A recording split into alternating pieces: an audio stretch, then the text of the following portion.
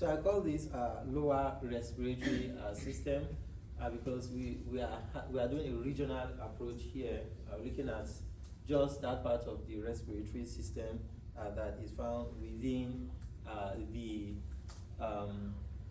thoracic cavity. So because we want to look at the structural morphology, we want to look at the structural morphology of these structures associated with the respiratory system. We want to see how they vary across different species of animals, and also some clinical implications or relevance associated with this system. So when we talk about our respiratory system, in most cases, the air is the first thing that comes to the mind. However, this is an exchange, a point of exchange between air and blood capillaries. So we have blood capillaries and air capillaries exchanging both carbon dioxide and oxygen, and this happens at the level of the alveoli of the lungs. We are going to get there, which is the part of the terminal portion of the respiratory system. So the major function of this is diffusion of is diffusion, that is the exchange, gaseous exchange occurs via diffusion, where you have air bringing in air coming into the lungs, supplying oxygen, and also blood coming into the lungs, also to have the diffusion of these gaseous exchange occurring between these two substances. So here we'll talk about the circulatory, the respiratory system. We have different divisions, physiological divisions and anatomical divisions. So physiological divisions, here we look at the respiratory passage and gaseous exchange. So this is somewhat similar to anatomy, because this is largely going to be the upper. In anatomy, we just say upper and lower respiratory system or respiratory tract. And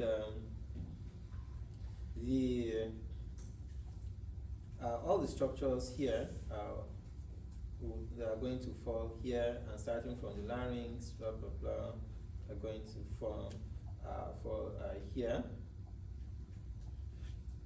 And have you done histology, respiratory system? Okay. So, what types of tissues or epithelial tissues are you going to have here? Largely.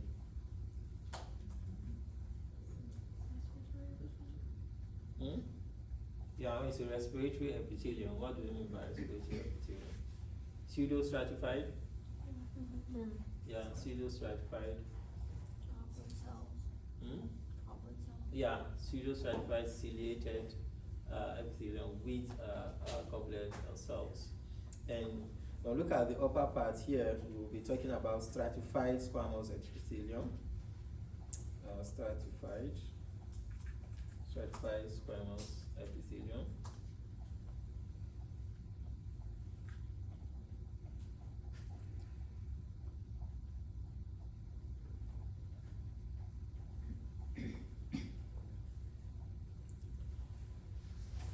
So these are the composition of the upper and the lower respiratory system. What is the landmark? The cranial end of the larynx, cranial end of the larynx is what we are going to use as the border of anatomical border differentiating between the upper and lower. So these are largely situated within the head, and here largely within the thorax and the neck, the trachea in particular.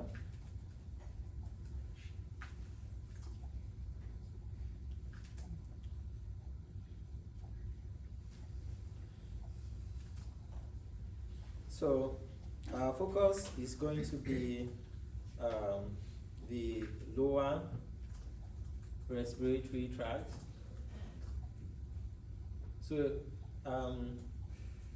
when we come to look at the respiratory system, we have a lot of clinical conditions associated with the respiratory system. If we should focus our minds on these lower respiratory tracts, so let's say if we have what we call laryngeal paralysis,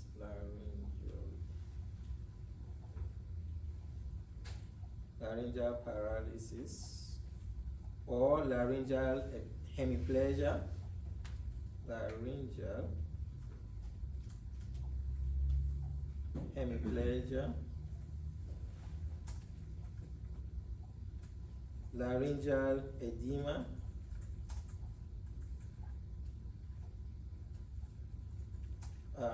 laryngeal trauma, laryngitis, laryngeal tumor. You can also have congenital anomalies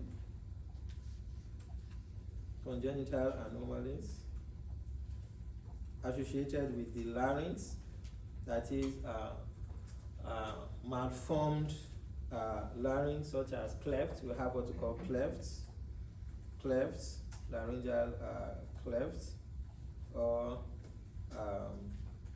laryngeal web or webbing, laryngeal webbing. So our focus here, if you notice, we are just talking about the larynx, because we want to start with the anatomy of the larynx, which is the first part of the lower respiratory tract. So we also have what we call epiglottic entrapment. Epiglottic entrapment.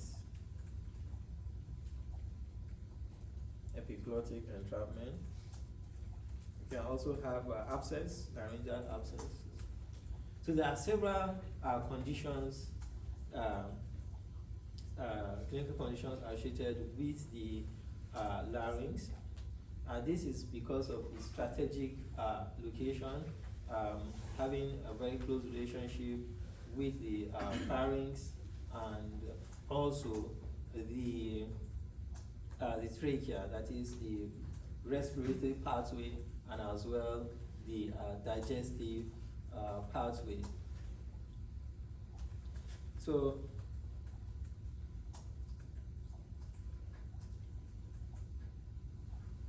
the structure here is what we refer to as the larynx. The larynx is bilaterally symmetrical.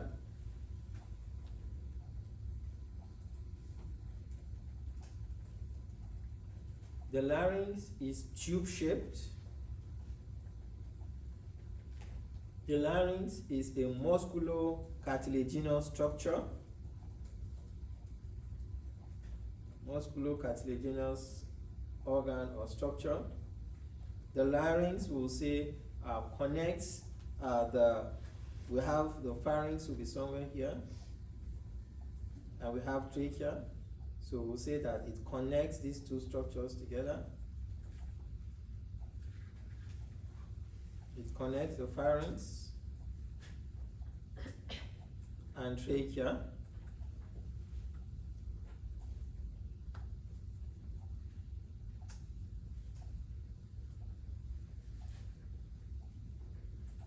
So this protects tracheal entrance, because this is the entrance of the trachea. So the larynx, by way of function, I will say it protects the tracheal entrance, the entrance of the trachea. So this means it helps to prevent aspiration pneumonia.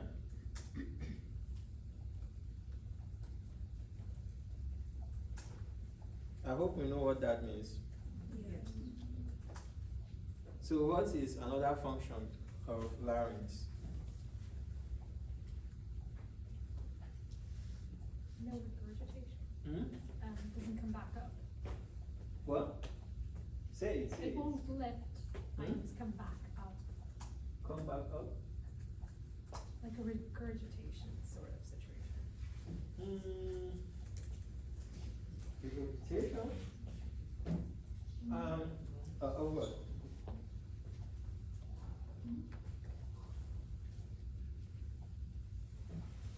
So when we say regurgitation,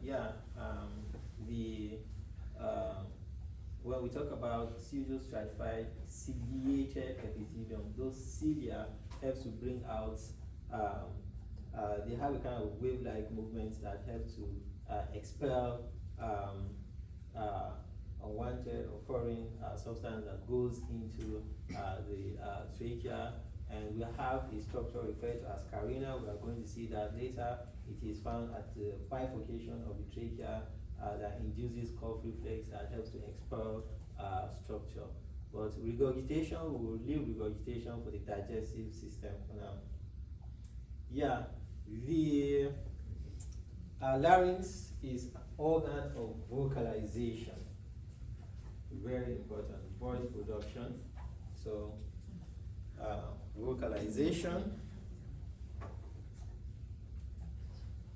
that is voice production or sound production, anyone you want to choose.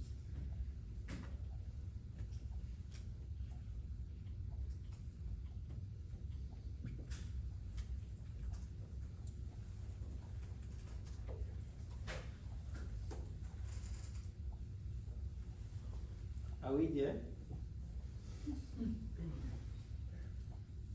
So the laryngeal wall is formed by the laryngeal cartilage or cartilages, because there are many of them, muscles, ligaments,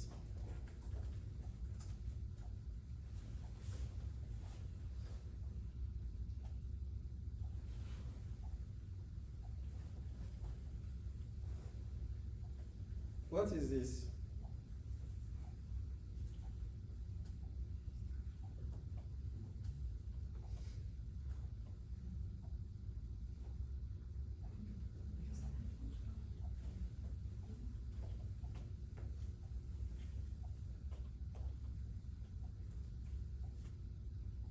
I want to say it's part of the lower jaw, but I don't think it is. Have you heard of hyoid bone? Uh-huh. Okay, so that way it's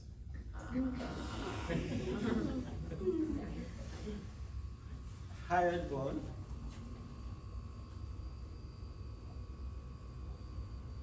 So it suspends the tongue, provides attachment for the tongue. So when we come to talk about muscles of the head, we're talking about the tongue. We're also going to be talking about the hyoid.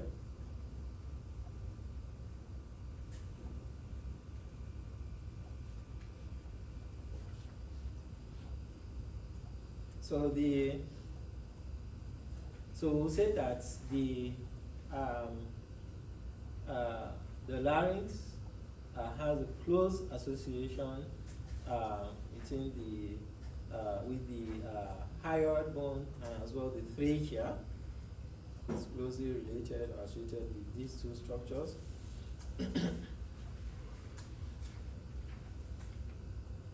So these dotted lines,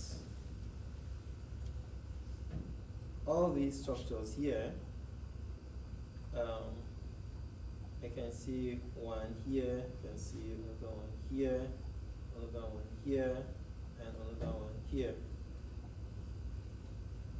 So all these are the structures that forms the wall of the larynx. These are the cartilages that forms the larynx. Even though they are separate, they are binded together by muscles and ligaments. They work together. They work together. So they work together to regulate airflow. They work together to regulate airflow. They work together to protect the airway. They work together to enable vocalization.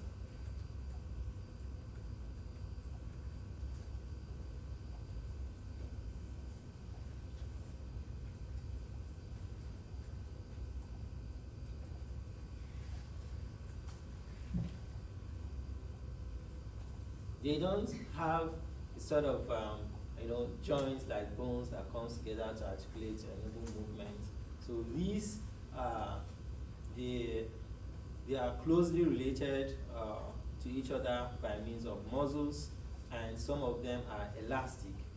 And the most elastic part of the larynx is the epiglottis, or the epiglottic cartilage. So this one here, this is elastic.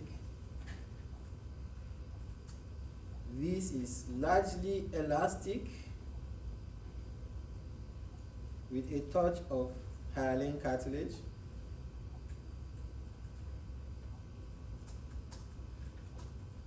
Hyaline, all others hyaline. Hyaline cartilage, hyaline cartilage, hyaline cartilage.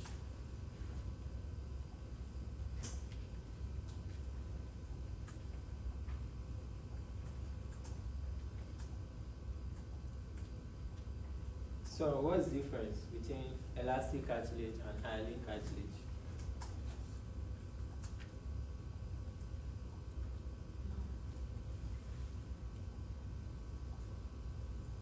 Elastic's more flexible.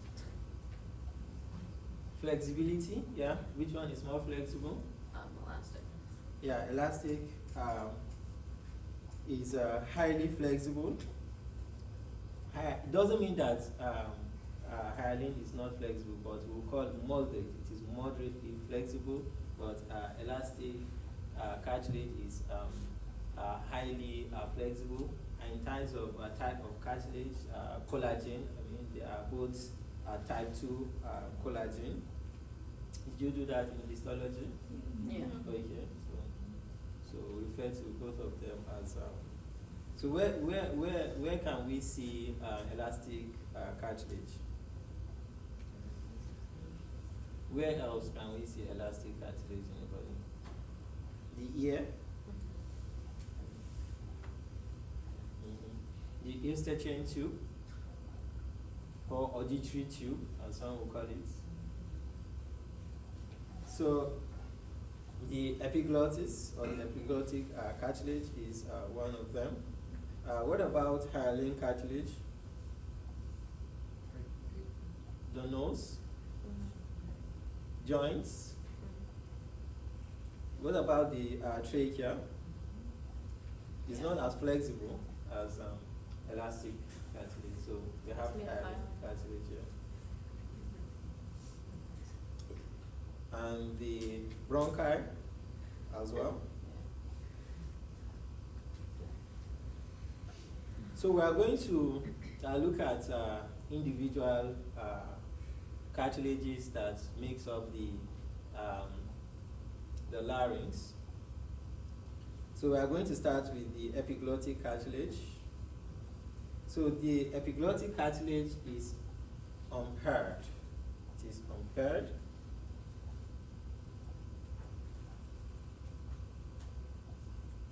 Is it safe to say it is the most rostral cartilage? Yeah? We can say that it is the most rostral. It is most rostral. So this is what it looks like.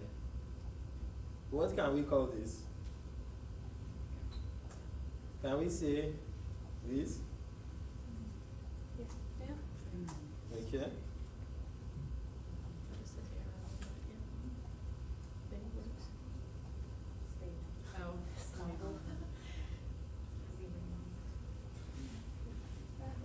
So because of the elasticity of this epiglottic cartilage, I read, no, it's fine. I read something wrong. Okay. so because of the elasticity of this elastic cartilage, is able to close or cover the laryngeal opening during swallowing. What is another name for swallowing? Ingesting. Interesting. I mean, you gotta swallow if you're ingesting something. Oh, I didn't know that.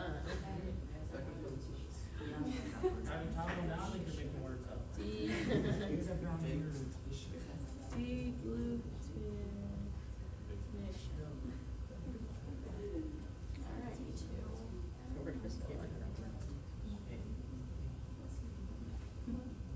Equals swallowing.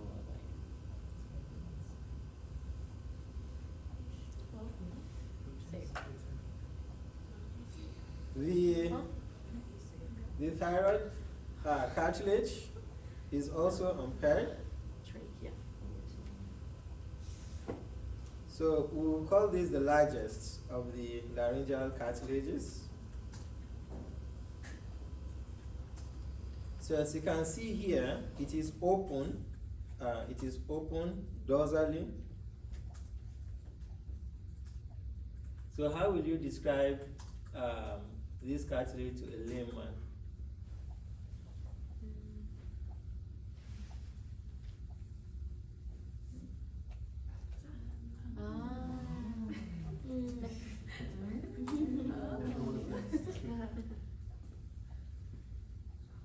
Okay, yes, that makes sense when I'm looking at it.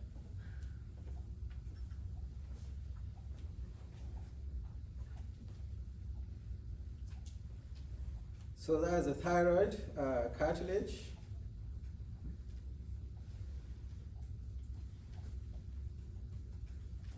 The arytenoid cartilage is the only paired cartilage.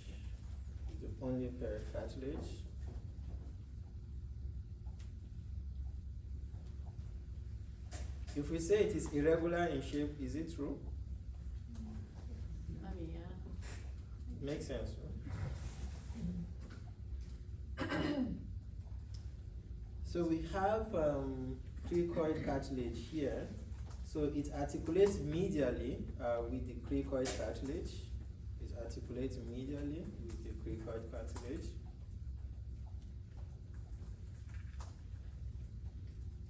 So we can see that it has a number of processes.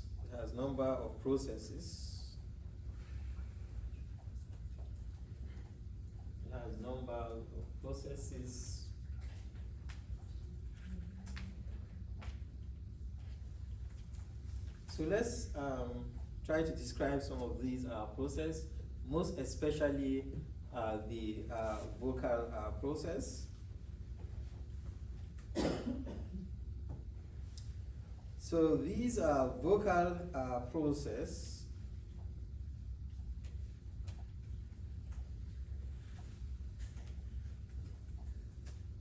Is it safe to say it is a ventral projection? Okay, so let's put that. It's a ventral projection.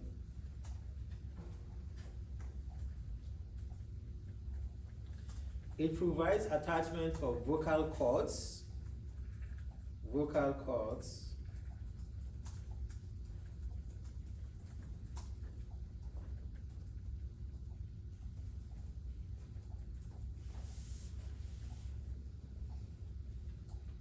So some refer to it as vocal folds. So let me quickly come back to one of these page here to describe something. So when we say vocal cords or vocal folds, they consist of muscles, ligaments, and membranes. So here we just have a muscle, here we have also ligaments, membrane. So they open and close.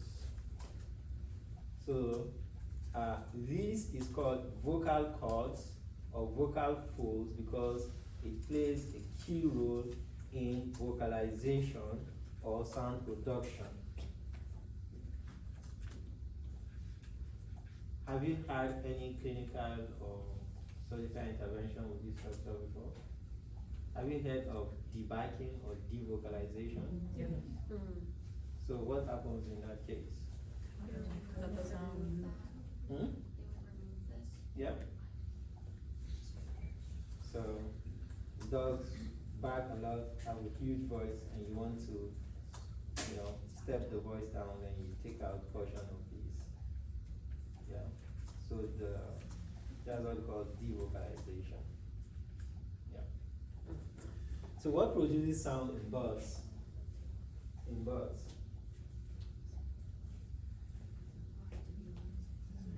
In birds. You're so annoying. It's when they're breathing, right? Huh? It's when they're breathing at the same time. When they are breathing. Yeah, like the sound is produced while they're breathing. Isn't there isn't it like a bone that creates the sound? No, am I thinking of something else? In birds. In birds. We are talking about birds. Yeah. In birds, what produces sound in birds is called syrinx. I don't know what it's called. Sorry. So syrinx. So it is located at the tracheal bifurcation. It is located at the tracheal bifurcation. So there is a wide gap, difference between what produces sounds in mammals and birds. So this is found in the larynx, whereas this is found in the tracheal bifurcation. So this is the tracheal bifurcation where you have the bronchus or the left and right bronchi, and this is the trachea. Whereas here in mammals we have the larynx producing sound. Yeah. So when we come to talk about avian anatomy, if time permits, we are going to look at this as well.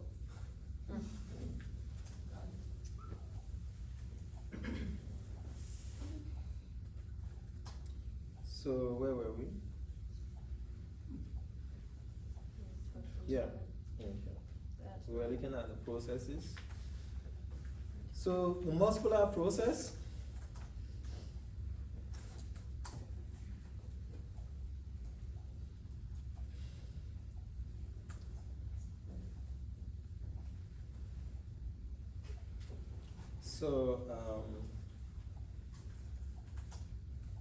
So these are situated laterally, so we can call them lateral process.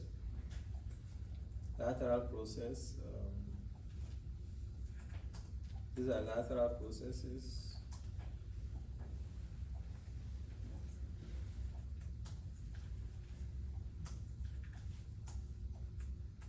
This muscle. These lateral processes provides attachment for this muscle, cricoarytenoid muscle.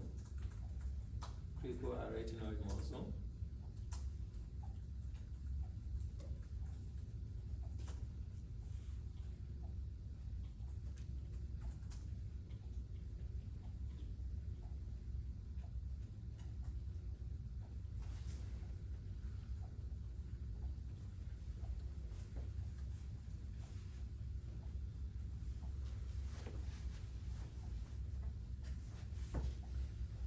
So this arytenoid cartilage also it has a clinical significance here. It's supposed to remain abducted. Yeah. Of course, it can abduct and adduct, but when you have recurrent laryngeal nerve paralysis, then they become permanently adducted. And when this happens, it brings about some kind of weird sounds in calls. We call it roaring. You see about roaring, especially during breathing. So roaring, R-O. Roaring. So we are going to come back to this. We will be talking about this very, very often as we continue because of its significance, and as well the nerve, the recurrent laryngeal nerve, which is a detachment of vagus nerve. So we will still come across this again. The cuneiform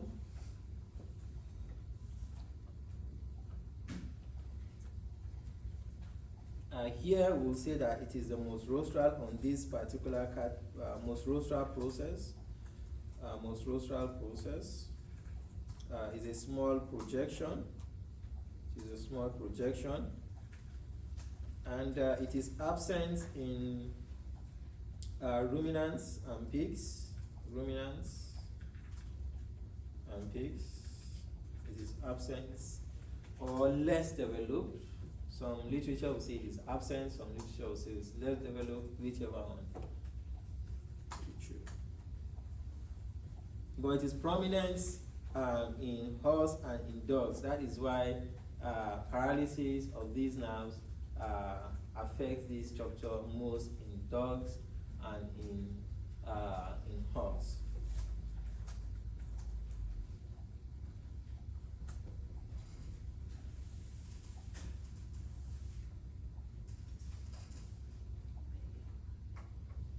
So if you hear stuff like laryngeal hemiplegia, I think we mentioned this at the beginning. Laryngeal hemiplegia.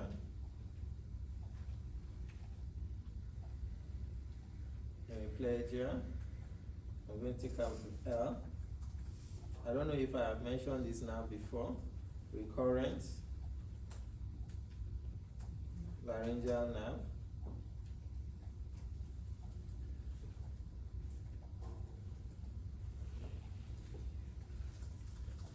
So when we say recurrent, when we say laryngeal hemiplegia, we are referring to unilateral paralysis of this cartilage.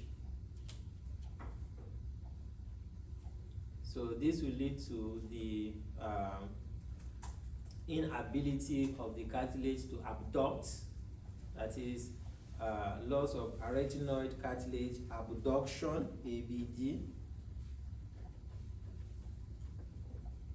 So it is a neuropathy. So pathology, we call it neuropathy.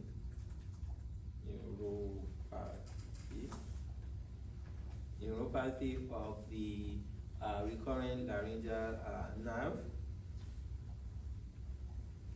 So we have recurrent laryngeal nerve on both sides. So we have one on the right and we have one on the left side. So if you are having one of these affected, that is when we refer to it as recurrent laryngeal nerve paralysis. But in cases where both of them are affected, some prefer to call them laryngeal paralysis. Laryngeal paralysis.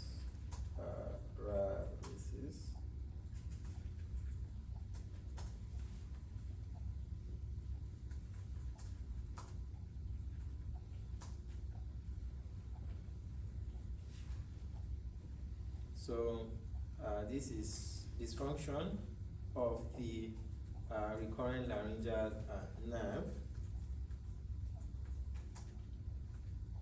Cricoid cartilage impaired. Ring-like. So this connects the thyroid and trachea.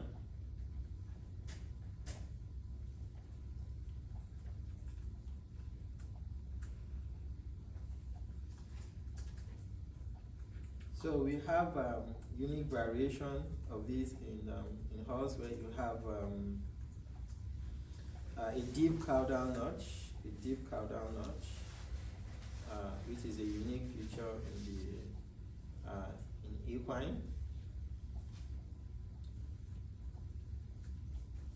So these are muscles that help to connect these structures together. The cricoarytenoid is one of the very important of these, and we have mentioned how these affects vocalization when there is paralysis of these arytenoid cartilage. It also affects these function of these muscle because they are both innervated by the recurrent laryngeal nerve. So what you are seeing here is a collapsed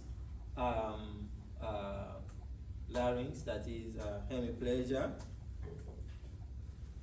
due to paralysis of these nerves. So what is responsible for the paralysis of these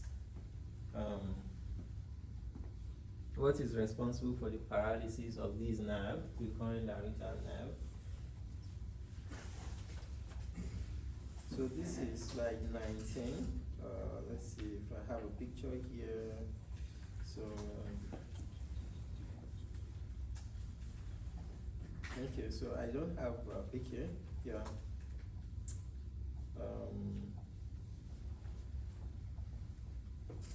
We'll have plenty of time to talk about this. So we have vagus nerve coming all the way from the brain, coursing towards the neck to the thoracic cavity. It gives off a branch referred to as the recurrent laryngeal nerve. So let's see. This is, yeah, so here, let's make use of this. We'll still come back to this. So we'll be talking about all these now, vagus nerve, recurrent laryngeal nerve, and all these structures. We'll be talking about them very, very often because they are associated with several structures here. And as soon as we mention any of these structures, we'll go back and talk about them as well. So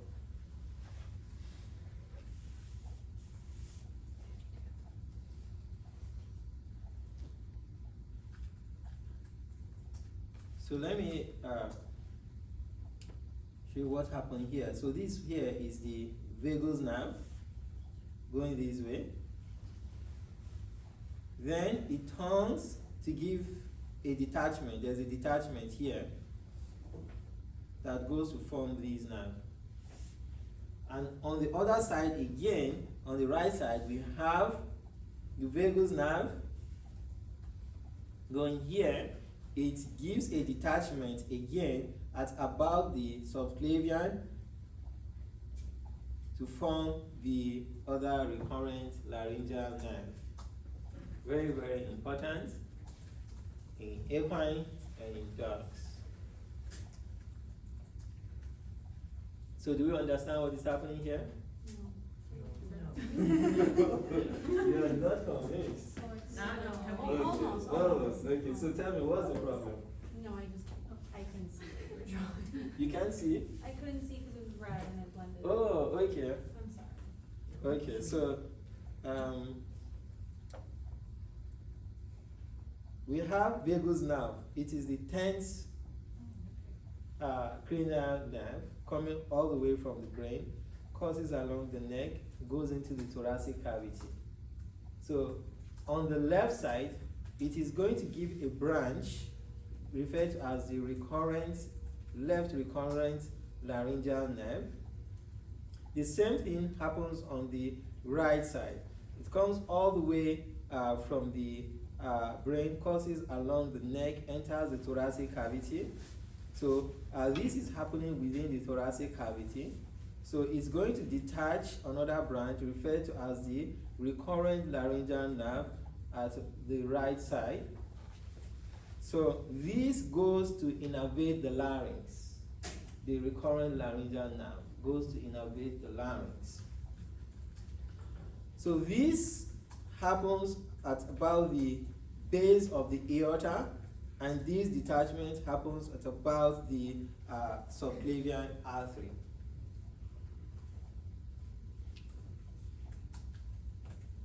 Convinced? Yeah. Okay. So let's go back. We'll still come back to this picture again. We'll come back to this over and over. So why is this nerve a problem. Why is it giving us problem? So the nerve is not the problem, but the lymph nodes here are the problem. So whenever you're having lymphoma, enlargement of these lymph nodes compressing on the nerves, bringing about malfunctioning of these nerves.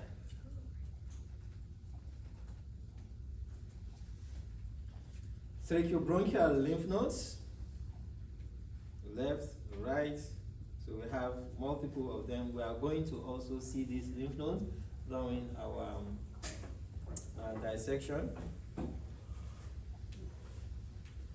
So this compresses those recurrent laryngeal nerves detaching from the vagus nerve.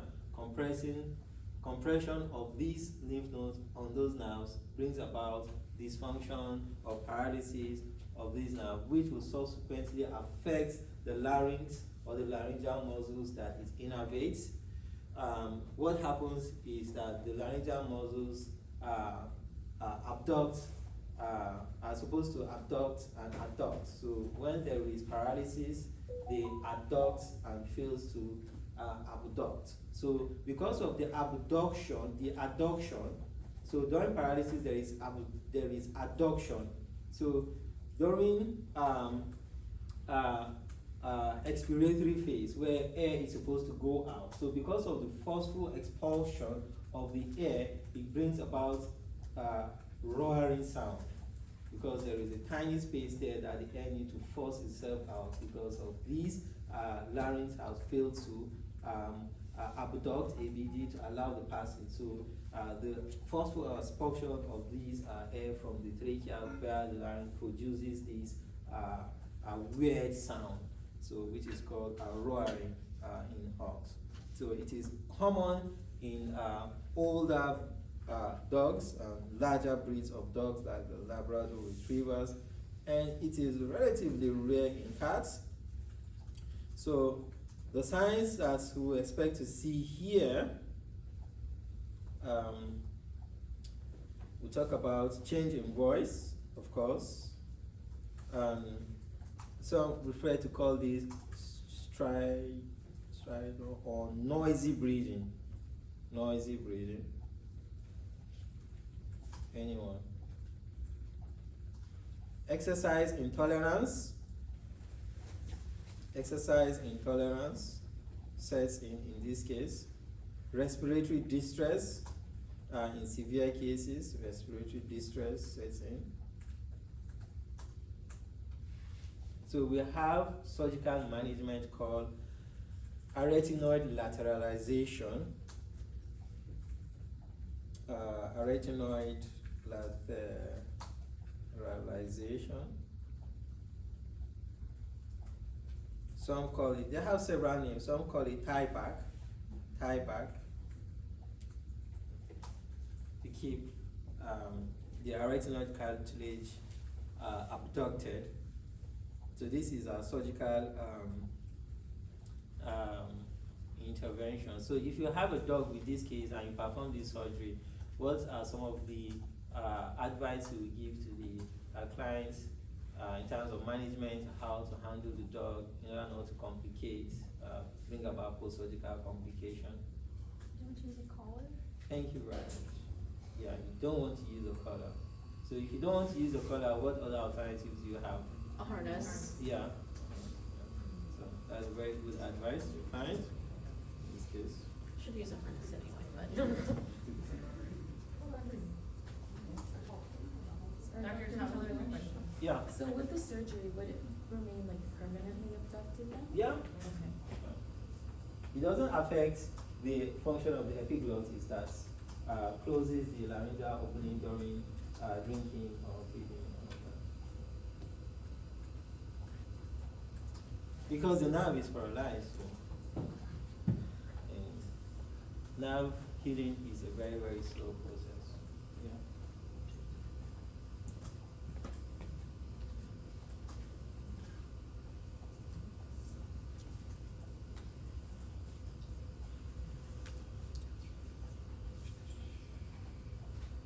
So, trachea.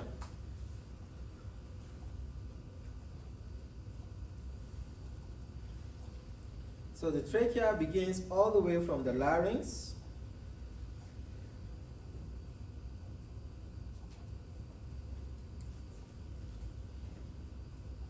It is non-collapsible.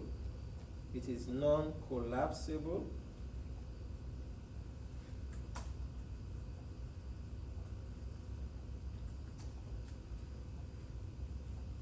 It is made up of cartilage and membrane.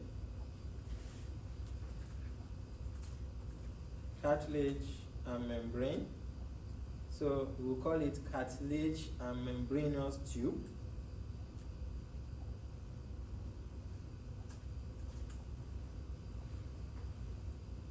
So the trachea terminates at the bifurcation. It bifurcates into left and right bronchi that enters the lungs, where you have, at the point where you have structures. So I'm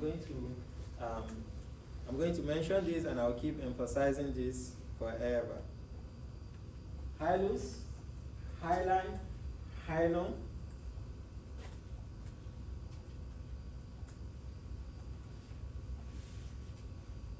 Single, multiple. So we call hyla, no hyla. So visual organs like the lungs, like the spleen, the liver, and even the kidney, they have a smooth surface where nothing attaches, and they have the other surface where you have blood vessels going in or coming out, nerves as well. So that particular portion where you have blood vessels attaching to these organs is what we refer to as the hilum. So we will be mentioning these across all our lectures. I'm going to talk about the urinary system, the kidney, we'll talk about this, the liver, we'll also talk about this, the spleen, we'll also talk about these as well. So the number, though these are tracheal rings, cartilage that forms the trachea. In ruminants and in horse, they are the same.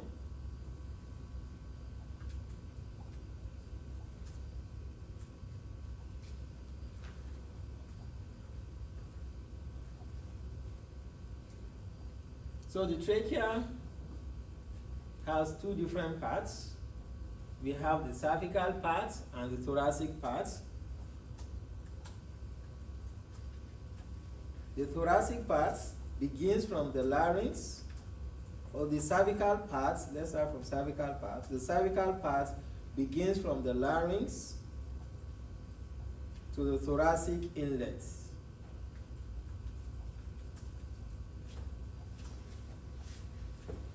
The thoracic part begins from the thoracic inlet to the bifurcation, to the trachea bifurcation. Trachea bifurcation.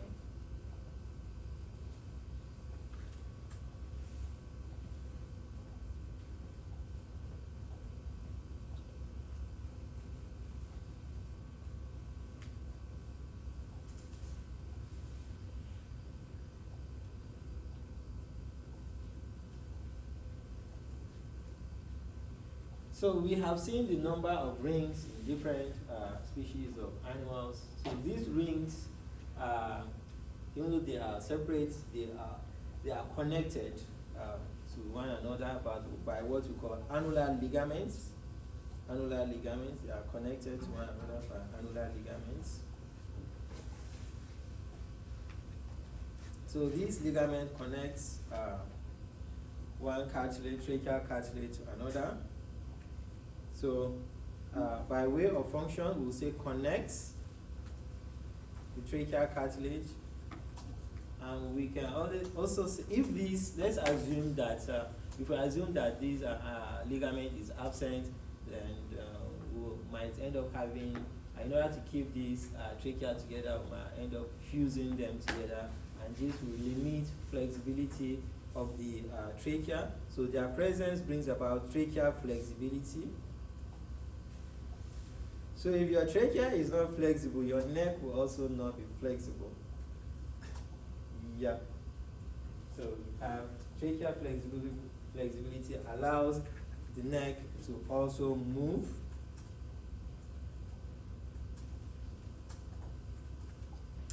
So we'll take a 10 minutes break.